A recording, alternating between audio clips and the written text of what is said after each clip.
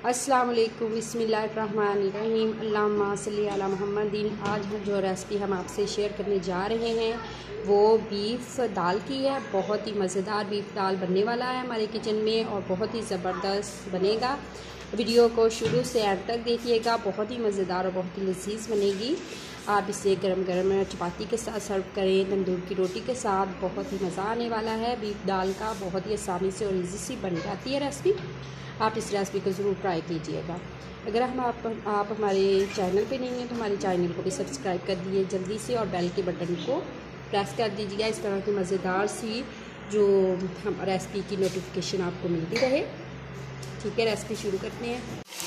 हमने प्याज ले लिया, ठीक है, और प्याज को हमने मीडियम साइज़ का लिया और लहसुन लिया। इस तरह का मिर्चा बुनाई कर लेंगे और हमने आज बनाने लगे हैं बीफ वाली दाल और बहुत ही मज़े की बनेगी।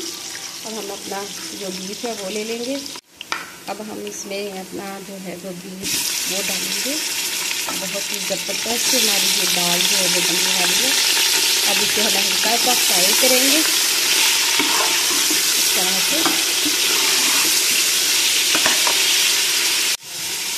ये देखिए, इस तरह का हमारा जो है वो कलर हो जाए तो हम इसमें जो है अपने मसाले ऐड करेंगे। मसालों में हमने जो है नमक हस्बे जायका इस्तेमाल करेंगे, ठीक है। चाय का एक बड़ा चम्मच जो है चाय का भर के हम इसमें डाल देंगे।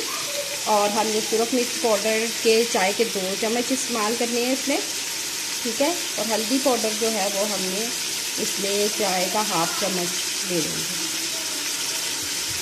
हल्का से इसको हमने इस तरह से फ्राई करना है।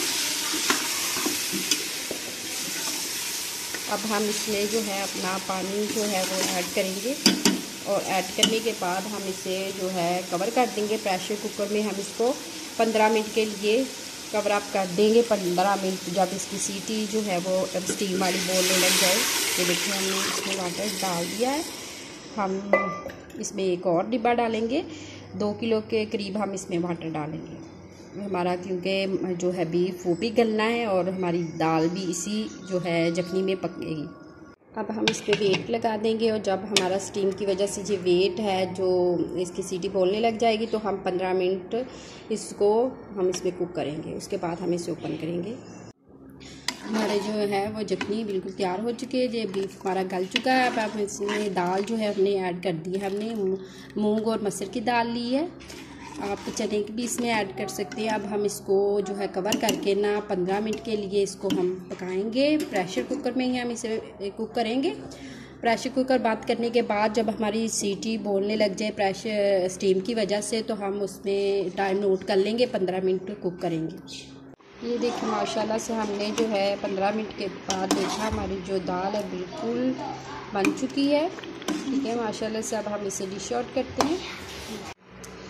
बिस्मिल्लाहिर्रहमानिर्रहीम। हमारी जो दाल है बीफ दाल हमारी तैयार हो चुकी है माशाल्लाह से। बहुत ही मज़ेदार और बहुत ही टेस्टी है। अगर आपको ये रेसिपी हमारी अच्छी लगी हो तो लाइक कर दीजिएगा, शेयर कर दीजिएगा, कमेंट्स में अपनी राय का इज़हार ज़रूर कीजिएगा जिस तरह की मज़ेदार सी रेसिपी आपको कैसी लगी।